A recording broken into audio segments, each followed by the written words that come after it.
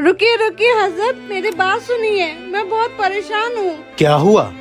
हजरत, मेरा बेटा 8 दिन से लापता है, पता नहीं कहाँ चला गया। सब जगह देख लिया लेकिन कहीं नहीं मिला।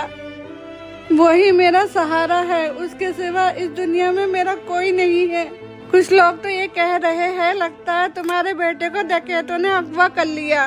दुआ कीजिए अल्लाह से, भले ही आपका बेटा 7 समंदर पार हो या जमीन में धंस गया हो या उसे कितने भी खतरनाक लुटेरों ने अगवा कर लिया हो, माँ की दुआ में तो वो ताकत होती है कि वो अर्श को भी हिला देती है। और अल्लाह माँ की दुआओं को कभी रद्द नहीं करता। इसलिए दुनिया से उम्मीद तोड़ लेना, लेकिन अल्लाह से नहीं।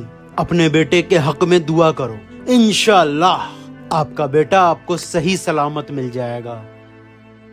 या अल्लाह, मेरा बेटा जहाँ भी है उसे मेरे पास भेज दे। या अल्लाह, मेरा बेटा जहाँ भी है उसे मेरे पास भेज दे।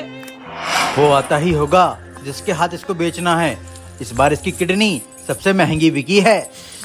मुझे छोड़ दो, मेरी माँ मेरा इंतजार करती होगी। अजान हो गई है, मुझे नमाज पढ़ने दो। जब से तुझे अगवा करके लेकर आए हैं तब से तू रोज नमाज पढ़ रहा है। आज भी पढ़ ले, लेकिन हाँ, होने वाला कुछ नहीं है।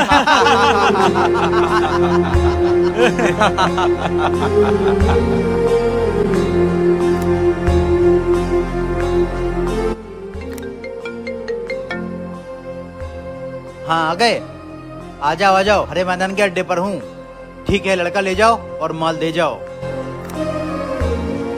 या अल्लाह, अगर मैंने कभी कोई खता की है तो मुझे माफ कर दे, वरना मुझे इन जंजीरों से आजाद कर दे।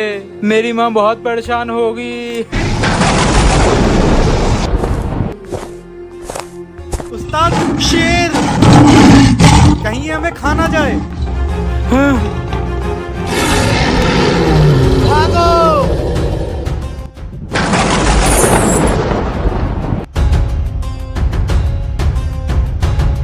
अम्मी, बेटा तू आ गया, मैं तुझे ढूंढने जा रही थी। कहाँ चला गया था तू?